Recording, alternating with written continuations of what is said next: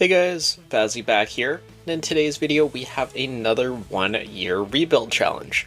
This time we're going to be doing the Moneyball challenge, or in particular I guess you could call it the Money Puck challenge.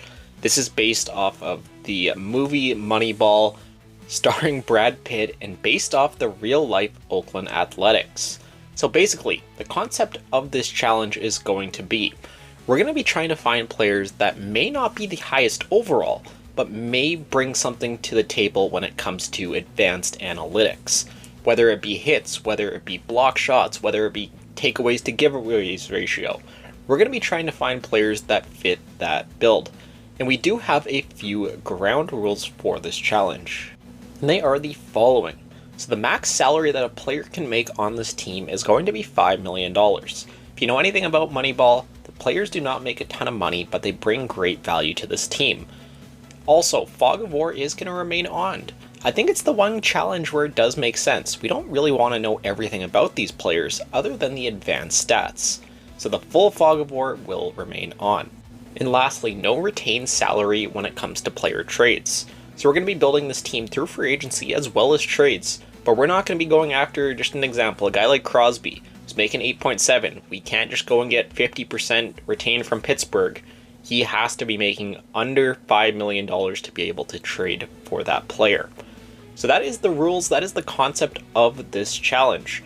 I normally do try to stick to more or less realistic trades, but for this, it is totally all on the table.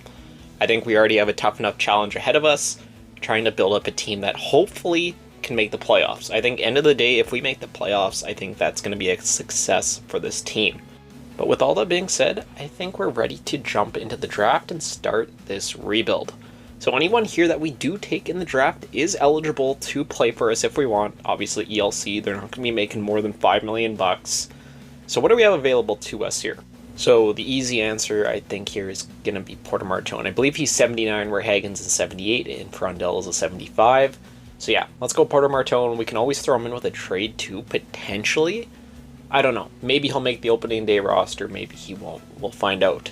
Let's go to the second round. What do we have available? Again, we might want to start thinking about trading some of these picks too.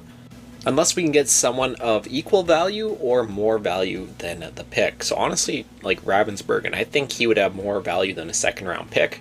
So I think we probably take him here. No one else here really is standing out. So yeah, let's go with him. I know he is high elite in game. There we go. Another trade chip potentially on the board. But when it comes to third, fourth, fifth round picks, I don't think there's really going to be anyone that we draft that's going to bring us any value. Or I think if we look for players of value that may be on the trade blocks, I think we might be able to start filling out a few initial pieces of this roster. So let's just go to skaters matching the block. These are going to be players that we can get somewhat cheap.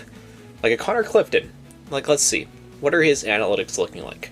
In Buffalo, he's a plus player. Takeaways to giveaways, honestly not bad. Hits, he hits a ton, he blocks a ton of shots. Like, this is the kind of value player I think we kind of want to be going for. Obviously, he's not going to be a top blind defenseman, but he's making under $5 million. Honestly, if he could be a bottom pairing guy for us, I think that's pretty solid. Again, we're going to have all the money in the world to work with too, so not really concerned there. Do like a 6th and a 7th. Honestly, that's too much value. Just try the 6th. Straight up, there you go. Trade accepted. First player of the Oakland Athletics here in game is Connor Clifton. Going back to the trade blocks here, is there anyone here of interest remaining? Calgary, not really. Carolina, more prospects. Chicago, okay, interesting. So the big piece obviously being Tero Väinö, unfortunately does have that no move clause. Ilya Mikheyev, like 63 points, 20 goals, 43 assists, had more takeaways than giveaways, hits to block. He doesn't really block at all, he hits a little bit. Like, that's not a bad value player as well. Interesting case. I'm going to keep him as an option. Again, he's making $4 million. He fits under that 5 mil range. Interesting. Nick Foligno, I think, is a little bit too old. Jason Dickinson, again, another guy that kind of piques my interest. 27 goals, 68 points. Plus player on Chicago. Face-off percentage, 53%. He hits a ton. Yeah, like this Jason Dickinson, perfect center for us. What would it cost to get him here, though? That's going to be the question. I don't want to give up too much because we want to kind of keep some trade value for a little bit later on. It's like a third. I don't know. Is that going to go through? Trade rejected. Okay. Let's see if we can beef this up here. Just add a seventh. Again, the values look pretty close. It's kind of tough with the fog of war being off. You don't really know if you're close in value. Still trade rejected. Interesting. I don't mind giving up a decent amount here for Dickinson. Third and a fourth, still trade rejected. Okay. Can we just throw on like all the remainder of the picks we have this year? 4 picks for Jason Dickinson. Still trade rejected. Wow. So obviously the value with the fog of war being on is just totally on Chicago's side. What else can we throw on? Like 2/3? Like we're way out valuing them here, but yeah, still trade rejected. Okay, let's move on from Dickinson from the moment. Don't want to spend too much time here on one player. Let's see what else is available around the NHL. So nothing really in Colorado. Columbus has some names. Guys I think we can probably revisit in free agency, though I'm not too concerned at the moment. Legason on Detroit, nah. More prospects. A lot of these teams don't look like they have all that much on the table, unfortunately. So, oh, looks like we have, draft pick made there by the Flyers. Let's go see, is there anyone else available? I don't really know where we even left off. Was it Montreal? Where were we on these trade blocks? So Montreal had no one. Oh, it was Nashville. I think I just saw Ryan O'Reilly's name. Never mind. Okay, so like O'Reilly would be nice. Lausanne, look at that trade value. That's insane with Fog of War. Like a Michael Bunting. Honestly, a guy that can play top 9. How is he looking? How good of a year did he have last year? So 53 points, making 4.5, so he just barely fits under our $5 million range. He hits, yeah, he hits decently. More takeaways than giveaways. Doesn't really block at all. But if we can get him for cheap, again, as like a third line winger, I don't think that's too bad. So what picks can we give up? Just like a third? Nashville, what do you say? Trade rejected, okay. Can we just throw on like a third and a fourth from Michael Bunting? There you go, trade accepted. Second player added to this roster, and I don't think it's that bad. So let's go take a look at some of the rest of the trade blocks. We have a 6th and a 7th. Just kind of want to burn it here. We're not going to get a player that good in the draft that's going to be able to contribute at all or really even hold his trade value. Risto. What's he looking like? How good of a year did he have? I think he would be more than that $5 million player. He's a minus 26. He hits, he blocks, but not a very good giveaway to takeaway ratio. Hathaway, Johansson, I'm not too bothered with either of those guys. Pittsburgh, okay, Pittsburgh has some names. Tommy Novak could be interesting. Kevin Hayes, how did Novak look? Wow, look at that. 140 takeaways to 49 giveaways. Faceoffs weren't great. Doesn't really block a ton either, but that's a really, really good looking centerman. That could be one of the better centermen that we've seen so far. 42 points. He was a minus 20. Probably not the best Pittsburgh team, though, in front of him. What would it take to acquire Tommy Novak here in game? Not making too much again. 3.5. That works perfectly. So give up your the 5th, the 7th. Throw on a 3rd. Does that get it done? Still too far off, but I don't think it's too far. Just add in a depth pick from next year, a 6th rounder. And there you go, trade accepted. Okay, so a few pretty decent impact players. That's going to do it for our draft here today. Just picking up Martone and Ravensburgen when it comes to actual draft picks. Do either play, do either stay on this team? We're going to find out pretty soon. But now that we're at the re-sign stage, let me go release everyone that was on this roster before. Let's get a clean slate heading into free agency. Alright, so I think everything is ready to jump into free agency. If we go to re-sign players here, you'll see that everyone has been released that was on this team last season with the exceptions of the players that we traded for at the draft. We have 3 contracts signed out of 50, ton of cap space. I am going to give Martone his ELC now. Again, does he play? Maybe, maybe not. He is, I believe, 79 overall, so he should be able to slot into the lineup, but we will see. So yeah, that is what the team is looking like currently. We have a lot of people to add. We have a lot of people to sign. Let's go into the free agent frenzy. Let's see who slips through and who may be available for us. Starting out with the goaltenders, so Dostal and Samsonov, unfortunately, are going to be too high of a price tag for us. So that leaves guys like Anton Forsberg, 903 save, 27 games with the Sens. It's okay numbers. Vitek Vanacek, though, wow. With Florida, 921 save, 2.31 goals against. Kakko Kakkonen here. Okay, that's in the AHL, but still pretty good numbers. Billy Husso also in the AHL. James Reimer. Okay, so goaltending, I think it's pretty obvious who we're going to be signing here. And that is going to be one Vitek Vanacek. Best numbers at the NHL. I think he probably leans to be our backup. We'll probably have to get a starter via the trade market. But yeah, those are really good numbers. So let's go in and offer him a contract. 1 year, 1.5. Boom. Got our first goaltender signed up. So I think that's going to be all we do here for goaltending in free agency. Defensively, so Aaron Ekblad, oh, he's just over the $5 million mark. That's pretty close. That would have been a very big ad for our team. Bouchard, obviously way out of range. So that leaves like Brian Dumoulin. With New Jersey was a +9. What were his analytics looking like? So hits to blocks are okay. Ooh, he gives the puck up quite a bit though. I think we'll pass on Dumoulin. Orlov, what are you looking like? 81 to 28. A lot more hits and blocks, but I don't love those defensive analytics. So Provorov, Byram, they're going to be a little bit too much for us. Dante Fabro, he kind of fits in that range. Hits, blocks are down. Yeah, I don't think he's really the guy we're looking at either. Gabrikov, he's going to be a little bit too much. Lorai, he's restricted. Doesn't mean we can't go for him. Ooh, decent amount of hits and blocks. Giveaways, takeaways isn't great. Better than some guys we've looked at, though. Okay, so I'll keep his name in mind. D'Angelo, if we wanted to go for an all-out offensive guy. Didn't even play for the Islanders. Interesting. Declan Chisholm here, showing up as an 82. Decent amount of blocks. It's not bad. Okay. Connor Timmins up next. Also looks like he's restricted. It's not awful if we were to get him as a bottom pairing guy. Dakota Murmis. Incredible stats. Was in the AHL though. But like, do we really want Dakota Murmis on the NHL roster? I doubt he's an 81. He's probably closer to like 77, 78. I don't think we're going to be getting a lot of help here on the defensive side of things. I think that we're going to have to more or less kind of do through the trade market. We'll find guys that work for us. But yeah, I'm not seeing any names here that really pop out to me that I think are going to end up working on this roster. So let's just go and jump to the wingers, starting out with the right wing. So Ehlers, he's not going to be available. Gus Nyquist. So we need some guys that will put up points, absolutely. Analytically, more takeaways and giveaways, not going to block or hit, obviously more of a skilled player. How many points did he put up? He put up 52 points, only getting 11 minutes time on ice, was only -2. I think that's a no-brainer.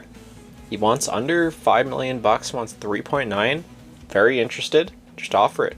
There you go, Gus Nyquist joins the team. Patty Kane also would qualify.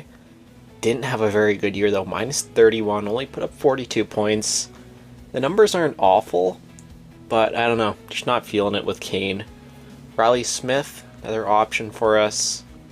He did okay, hit a little bit.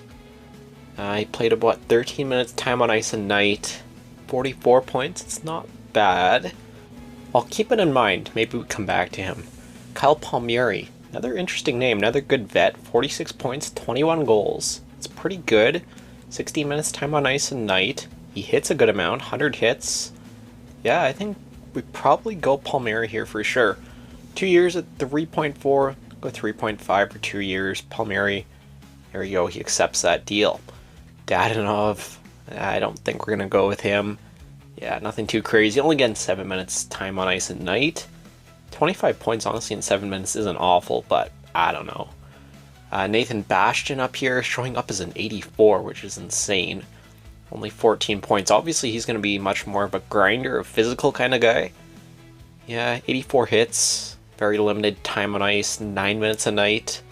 I don't love that he's giving away the puck that much in that little ice time. Kuzmenko doesn't fit just due to salary. Kapanen, how is he looking? It's okay. It's nothing amazing. 8 minutes time on ice tonight, 26 points. Mason Appleton, a guy that kind of fits in, in a similar role. 22 points, was a plus player. Again, stats aren't bad. They're not amazing. I don't know. A lot of these guys are kind of, pretty similar overall from what they've been doing production-wise. So I think, honestly, let's go and circle back on Riley Smith. I'm convinced. I think he would be a pretty good add to this team based on what he did last year. 2 years at 2.25, yeah, absolutely. He will sign that deal. Let's go over to the left wing side of things. So Jamie Benn, he's too expensive. Max Pacioretty, what are you looking like here? So 42 and 34, 59 hits. It's not too bad. Again, he's not going to really block any shots at all. Only put up 28 points, though. It's a little concerning. Jonathan Drouin, 4 goals, 13 assists, 7 points. What the heck happened to Jonathan Drouin? Not very good numbers either. Okay, we're definitely going to stay pretty far away from Drouin. Going over to Mangiapane here, and yeah, those are some very, very solid looking stats. He also put up 44 points as well. That's like the perfect all-around player. He's a guy that absolutely stands out for what he can bring, so we'll definitely offer him a deal right now. That is accepted. Cyplikov, they're asking a little bit too much, so we can't make an offer to him. Carcone here, 28 points, minus 14. Again, not a huge sample size. I think we'll pass for now. Robbie Fabry, yeah, I don't think there's much there. Beauvillier could be a decent bottom 6 option. 99 hits, that's pretty good in 11 minutes time on ice a night. The stats aren't too bad. 24 points as well, 13 goals. Okay, we'll remember him for sure. We'll come back to that. You have JVR, you have Nick Cousins under there. What was JVR looking like? 38 points, that's pretty good on Columbus. He was getting just under 12 minutes a night. What was a guy like Nick Cousins doing? This again, a grinder. Need to be a tough team to play against. So 79 hits, which is good in 8 minutes time on ice.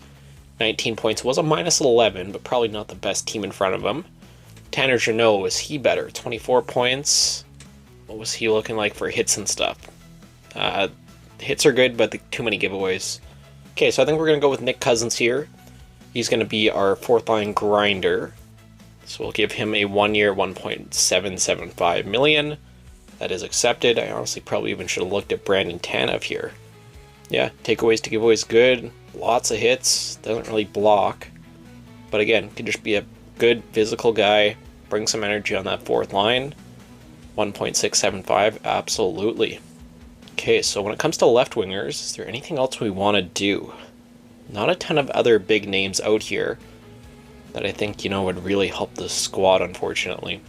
So let's go to centers. What do we have available? Duchesne, Nelson, unfortunately not available for us.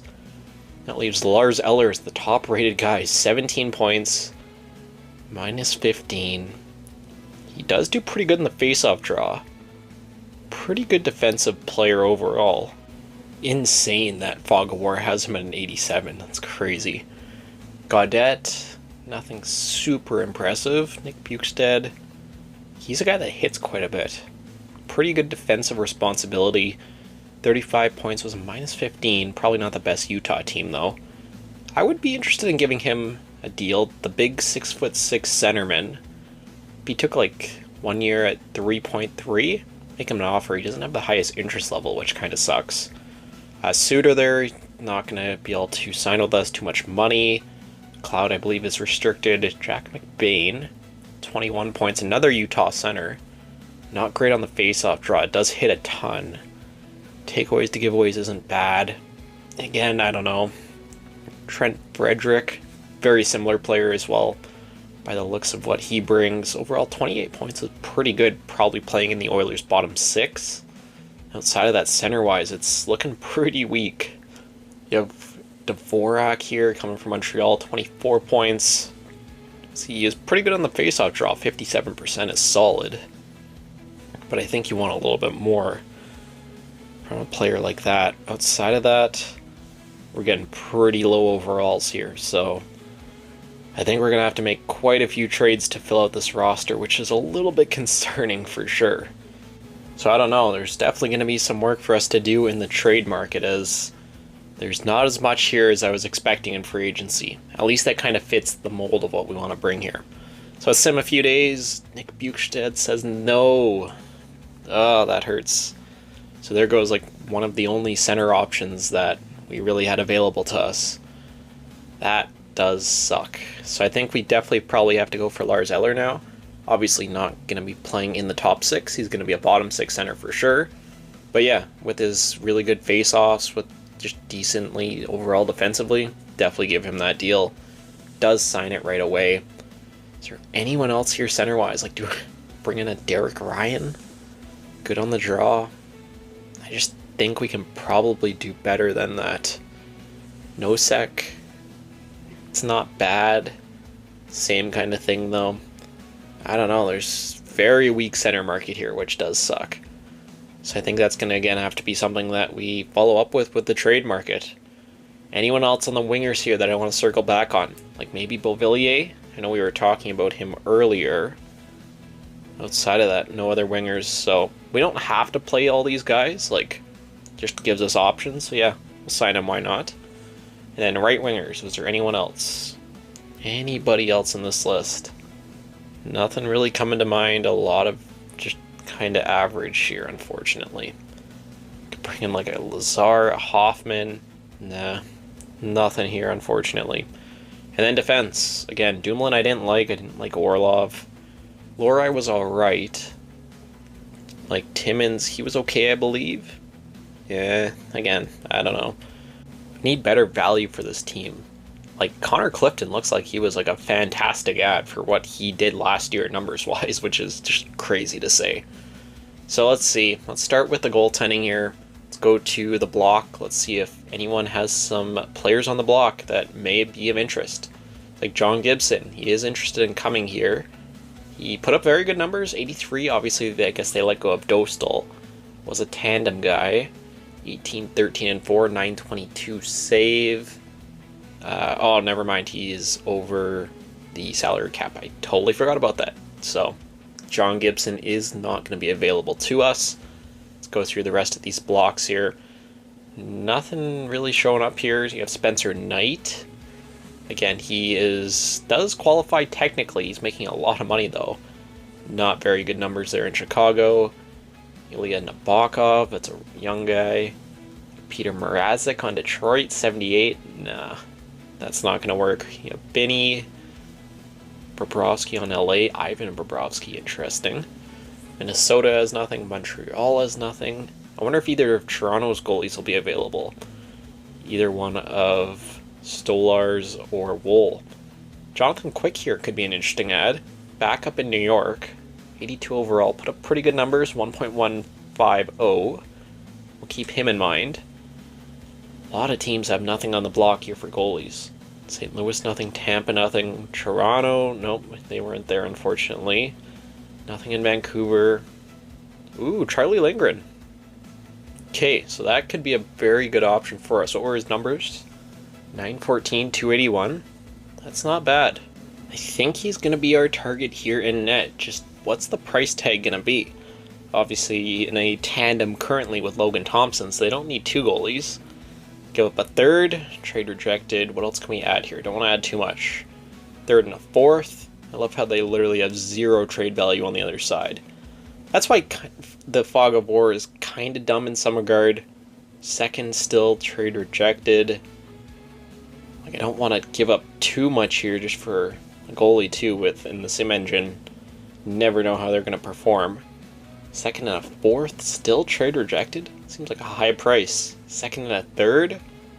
Like, that seems like a lot. I'll see if there's anything in the fine trade section, but if not, we may have to go toward, I believe, Jonathan Quick here.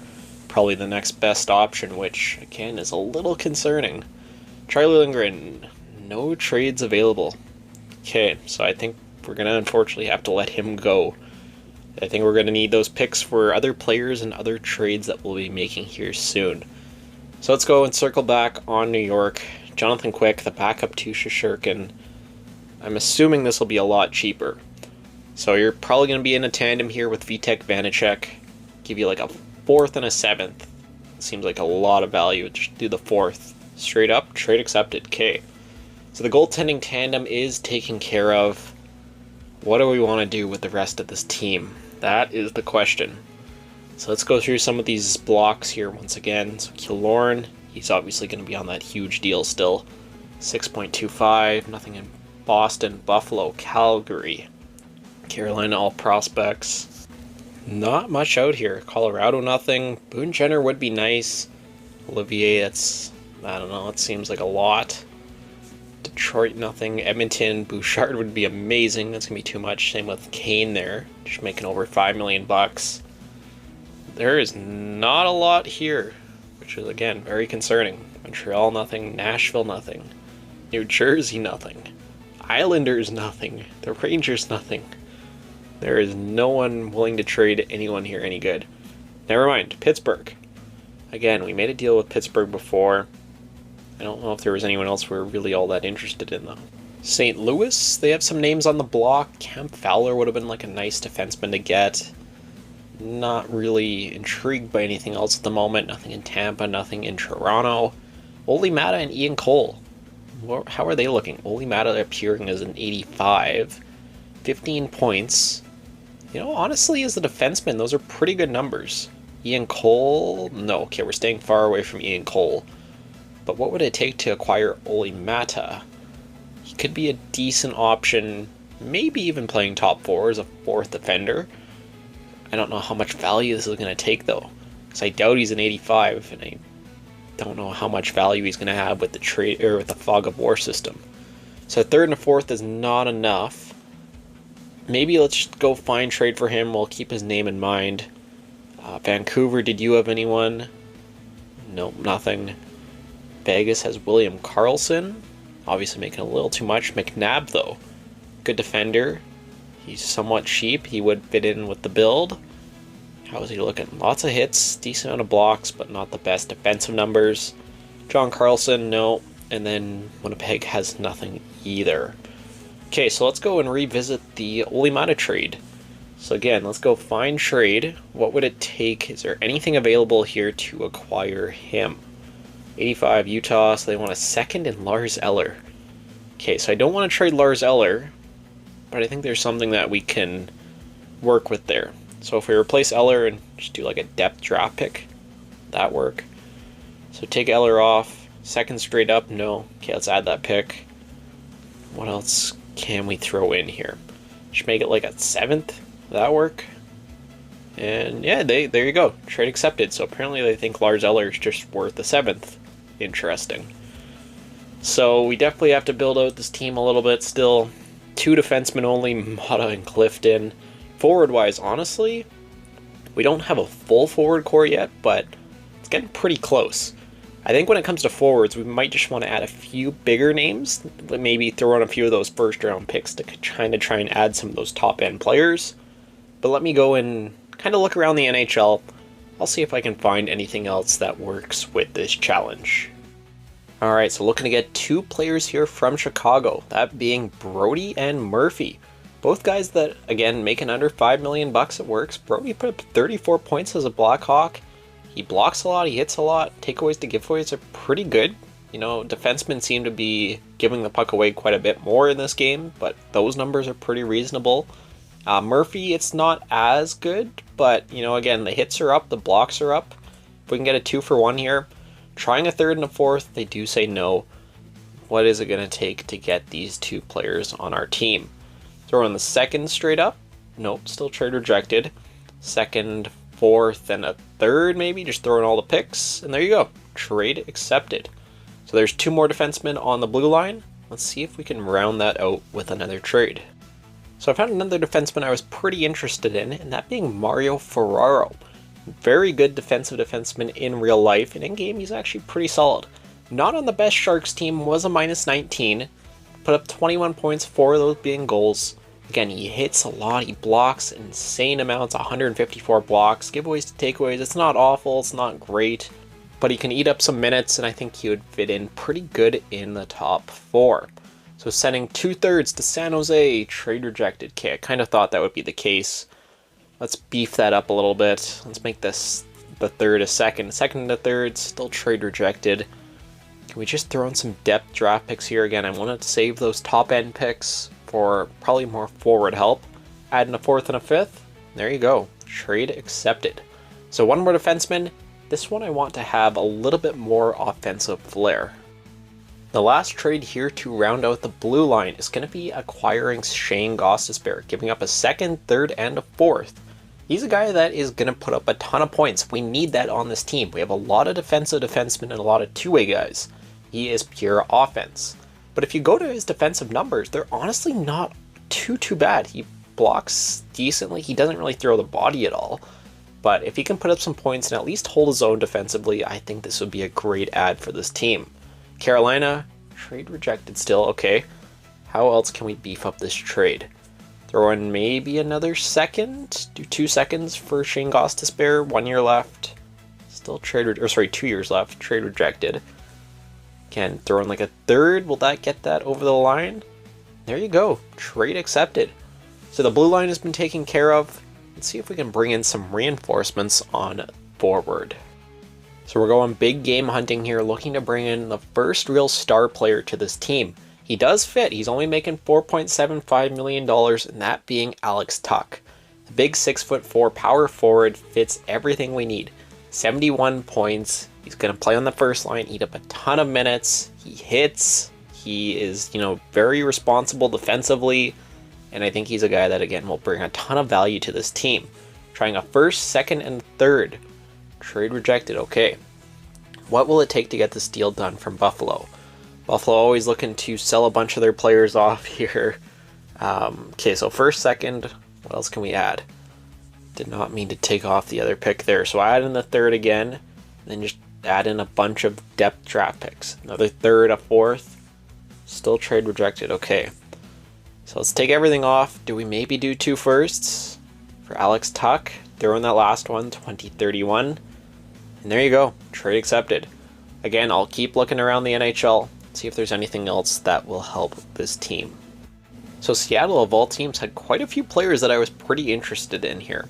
So we're looking to give up 2 firsts. This is a big package to the Kraken in exchange for Kakko, Wright, and Tolvanen. Starting with Kakko. He obviously came over from the Rangers this last year in real life. Put up 22 goals, 43 points, -8 on the Kraken this year, played 14 minutes a night. He put up 111 hits, so he's throwing the body around. He put up 66 takeaways. That's pretty good overall. Also looking to get Shane Wright here. Again, just a very good young centerman on the rise. Faceoffs could be a little bit better, but outside of that, I'm totally fine with bringing him in. And then Eli Tolvanen, again, just another very solid guy. He throws the body. He's more or less pretty responsibly defensively. He's going to put up a few points for us. So overall, I think it's a really good trade if it goes through. And there you go. Trade accepted. Then the last thing I think we have to do before getting to the season is bringing in a new head coach. So obviously being an expansion team, we don't have a real coach. So I think we're going to have to try and sign one of these two, either being Mike Sullivan or Jim Montgomery. So technically they are both asking for under $5 million. So let's just go and offer them both what they're asking for. I think that's probably pretty fair if we do that. And let's see if any one of them will take that deal. Because if we want to have a good season here, we're going to have a good head coach leading the way, as that is very, very important in this game. So we made some room there for the head coach. Let's sim a few days and see if we get either one. So Mike Sullivan goes to the Canucks. Okay, that's unfortunate. Jim Montgomery, please join. He says no, he doesn't like the makeup of the roster. Come on, Montgomery. So again, he's still making under $5 million. Is that a lot for a coach? Yes. But it still kind of fits in the rules of the challenge, kind of. I don't know. Let's go like 4.3. Come on, Montgomery. We need you to lead this team. Once again, let's go sim a few days, see if he accepts that. And there you go. We have our head coach. Let me go get the lines together, and I'll meet you guys at the start of the NHL regular season. The lines are set, and I actually don't really hate the makeup of this team. I think we may have a chance.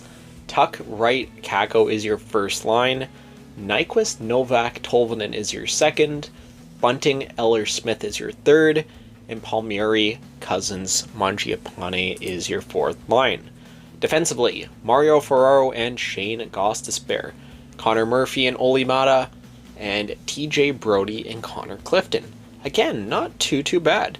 Goaltending may be our one kind of weak spot with Jonathan Quick and Vitek Vanacek, but in this game, having a lower overall goalie sometimes works to your benefit, so who knows, maybe it will for us.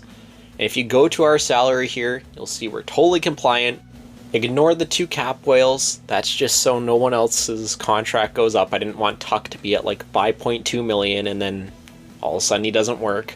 But outside of that, no one else is making more than $5 million bucks. And we're ready to see how this team simulates in game. So I'm going to speed up the sim quite a bit here. I don't really want to be sitting here for 5 minutes trying to commentate over the season simulation here. But hopefully the guys can pull together, a pretty good season here. Again, I think that, with everything that we did, putting together a roster that really takes into account all those analytics, all the aspects that the computer GM definitely isn't looking for when they're putting together a roster.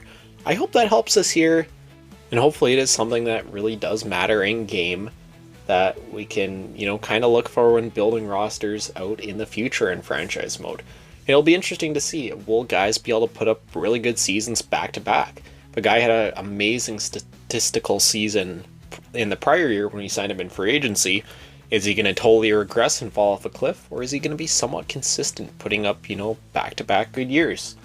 That's going to be something that we find out here. We'll look at all the stats, we'll break down all those small statistical things at the end of the video, or at the end of the simulation, I should say here, sorry. But going back to it here, we're about halfway through. We are above 500, which is a positive sign here. Mid-January, sitting 21-20-4.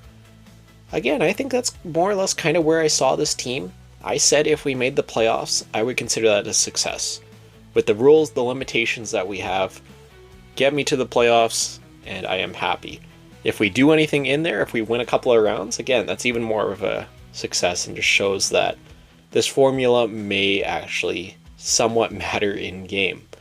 So we are approaching the NHL trade deadline here, so we've gone on a pretty good little win streak, sitting 32-22-8. We can continue on that. I very much like our chances post-trade deadline. Also have to hope that we don't have the post-trade deadline collapse, which often happens in this game. Seems to be something that like 80% of the time you just go on a huge losing streak after the deadline and your team totally falls out of it. So hopefully we can avoid that here, and hopefully we can hold on to a playoff spot.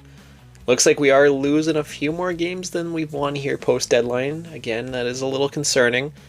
We are still sitting 39, 29, and 10. I think we're more than good. We're more than safe here for a playoff spot with our Oakland Athletics, which is absolutely insane and is amazing to see. And there you go. It's official. The Oakland Athletics of baseball are going to the Stanley Cup playoffs. Let's go take a look at the stats. Let's see some of these more, smaller statistical details and see if they mattered here at all, and see if players are able to keep that up here season to season. So point-wise, again, like just looking at the front page here, like everyone here did what they were supposed to. It looked like a team effort. Everyone putting up 20 points with the exception of Connor Clifton. That's pretty impressive, especially some of those defensemen that you wouldn't really expect that from. So yeah, I'm totally happy with that. All right, what other stats do we have to look at here? So face-off percentage, let's go and take a look at that. So let's sort this by centers. Only had 3 centers on the roster. Face-off wise, definitely looked like it was a bit of a weak point for us. Lars Eller, the only one over 50%. So if we were to look to improve on that in future seasons, I would look to probably bring in someone who's a little bit stronger on the draws. When it comes to hits, led by Alex Tuck, 174, Shane Wright, 153, Kako, 150, Mario Ferraro up there as well. The block shot leader is Ole Mata. Again, the whole defense was really blocking a ton of shots, which is great to see. Giveaways, Gostisbehere, interesting. He was the leader in giveaways. Connor Murphy too. Ooh, they had bad years when it came to the defensive side of things. Look at Shane Wright, 143 takeaways. That's fantastic. Wow, great season there from him. But yeah, I'm just curious here, who had the most fights? Nick Cousins, the only one that had a fight this year. So there you go. There's a look at some of those more in-depth stats. Some players were able to keep up with it, some were not. I guess that's just kind of how things go here. Let's go toward the playoffs. In round 1, we will be facing the Vegas Golden Knights. Interesting. Okay. So let's just go a few games at a time here. Let's see if we can go on a bit of a run, or let's see if it'll be a quick series against Vegas. So starting things out on the road here, unfortunately, in Vegas is a 3-0 shutout for us, followed by a 3-0 shutout for them, and a 5-3 loss at home. It's down 2-1. Game 4, let's tie this thing up. There you go, it's a 5-3 win. Tied up at 2. Game 5 in Vegas. Another win for us, just need to win one of these next 2 at home. It's a 4-2 loss. Go into Game 7. May as well jump into it here. Why not? Potential elimination game. First period, 1-1. Smith and Pietrangelo. Second period, 2-1 Oakland. Michael Bunting shorthanded. There you go. Third period, Thomas Hertl ties it up. Overtime, do we have a hero? Come on, Oakland. And we win it. Connor Murphy, the overtime hero, beats the Vegas Golden Knights. And just like that, we are off to the second round of the Stanley Cup playoffs, where we will be facing, the Edmonton Oilers. Okay, this can be a tough test as well. Let's just go a few games at a time like we did round 1. Win the first game, and then lose the next 2. So I think the same thing that happened in round 1. Need to get a win here at home. And we do. Series is tied at 2. Game number 5 in Edmonton. It's a 3-1 loss. Come on, guys. Let's 4-7. Come on, we need to win Game 6 at home. It's a 3-2 loss to the Edmonton Oilers. Unfortunately, that will end our season, losing in the second round. Honestly, though, I would definitely consider this season a success. So the Colorado Avalanche are the Stanley Cup champions here in this universe, sweeping the Carolina Hurricanes in 4 games. So there you go. There is our 1-year rebuild with the Oakland Athletics here using the money puck strategy. $5 million or under. And yeah, it's a lot of fun putting this together. I'm always interested in doing more of these 1-year rebuilds. A lot of fun to do. So if you have any other ideas of cool challenges we can do, leave it in the comments below and I will take it into consideration. We'll see what we can do here over the course of the summer. But that is going to do it for today's video. I will see you all in the next one.